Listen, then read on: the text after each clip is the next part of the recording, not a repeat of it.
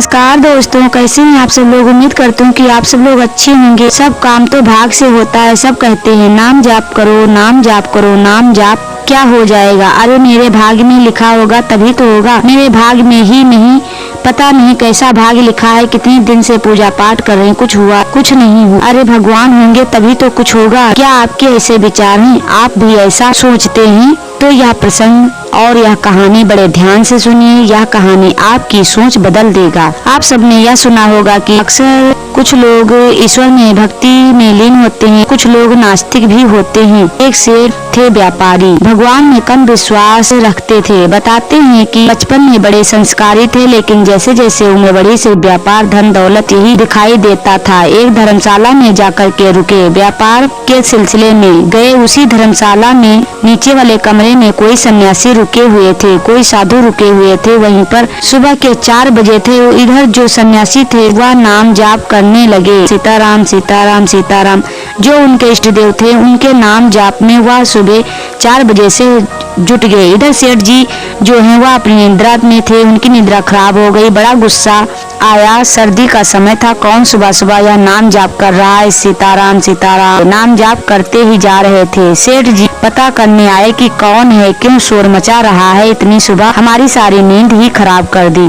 पता लगा एक सन्यासी एक साधु है, उनके पास गए। बोले कि क्यों महाराज, ये सुबह सुबह आप नाम जाप कर रहे हो, आपके इष्ट देव हैं।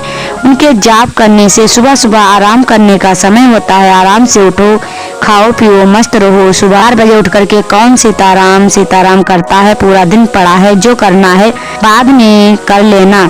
सारा मूड खराब कर दिया सुबह सुबह। महाराज बोले कि बेटा, यह खान पान जीवन की सारी व्यवस्थाएं उन भगवान की वजह से ही तो हैं, श्री राम की वजह से ही तो हैं, ईश्वर की वजह से ही तो हैं। यदि वही किसी को खान पान और व्यवस्थाएं नहीं देंगे तो फिर कैसे दिनचर्या चलेगी, कैसे पूरा दिन आराम से कटेगा। उनके बिना तो कुछ भी संभव नहीं है। तो सेठ ने कहा कि अच्छा, तो आप यह कह रहे हैं कि आपके नाम जपने से या ईश्वर का नाम जपने से आपकी दिनचर्या चलती है, सारी व्यवस्थाएं होती हैं, कुछ भी मन में आता है कुछ भी कह देते हो।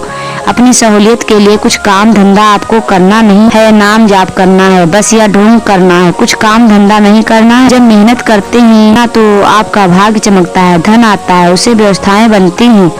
नाम जाप करने से व्यवस्थाएं नहीं बनती। तो महाराज ने बड़े शांत स्वभाव से कहा कि सारी व्यवस्थाएं नाम जाप करने से ही बनती हैं। जो भोजन हम करते हैं वह ईश्वर ही हमें देते हैं, तभी हम कर पाते हैं। तो सेठ जी बोले कि ठीक है, तो मैं तुम्हें 24 घंटे का समय देता हूँ। मेरी नजर में तो भगवान होता नहीं, लेकिन यदि तुम कहते हो कि भगवान होता है और वही सब कुछ देता है तो ये 24 घंटे का समय। बोले कि मुझे भोजन करवाए, मैं कुछ भी नहीं 24 घंटे के अंदर खाऊंगा। 24 घंटे के अंदर अगर तुम्हारा राम है तो मुझे भोजन कराए। यदि तुम्हारे भगवान ने मुझे भोजन करवा दिया तो मैं जिंदगी भर के लिए तुम्हारा और तुम्हारे राम का भक्त बन जाऊंगा, आपका शिष्य बन जाऊंगा और मैं आजीवन राम और नाम जाप में लीन हो जाऊंगा।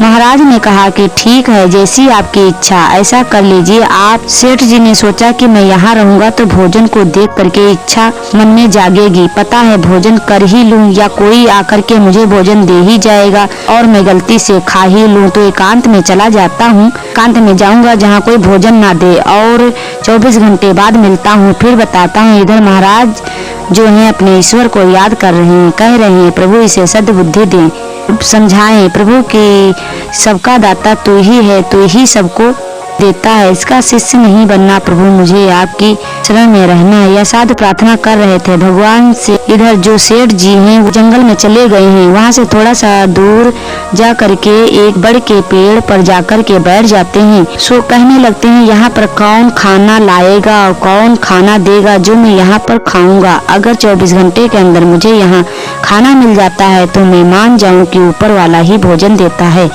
और मैं उनका शिष्य या भक्त बन जाऊंगा। उसी टाइम कुछ बंजारे आए। उन बंजारों ने वहां पर अपना भोजन तैयार करना शुरू कर दिया। कुछ देर के लिए विश्राम के लिए रुके थे। बंजारे तो ऐसे ही होते हैं, कहीं कहीं कभी इधर कभी उधर। पेड़ के नीचे अपना भोजन तैयार करने लगे और भोजन तैयार होने लगा। इधर सेठ जी उसी पेड़ के ऊपर बैठे थे। इन्होंने कहा कि कुछ भी हो जाए नीचे नहीं उतरूंगा, कितनी भी अच्छी खुशबू आए भोजन नहीं करूंगा, और जब भोजन मैं ही नहीं करना चाहता हूँ तो मुझे कौन करवा सकता है। बस कल सुबह की तो बात है, मुझे 24 घंटे के अंदर बीत जाएंगे, तब मैं जाकर साधु से मिलता हूँ। मैं भोजन नहीं करूँगा। इधर बंजारों का भोजन तैयार हुआ और दूर से आवाज आई कि जैसे बहुत सारे घोड़े आ रहे हैं। पुराना जमाना था, डाकू इस तरह से आते थे, डकैत इस तरह से आते थे कि घोड़ों पर टोली में आते थे। बंजारों ने सोचा कि डकैत आ गए हैं, डाकू आ गए। वो अपना सामान उठा करके भाग गए।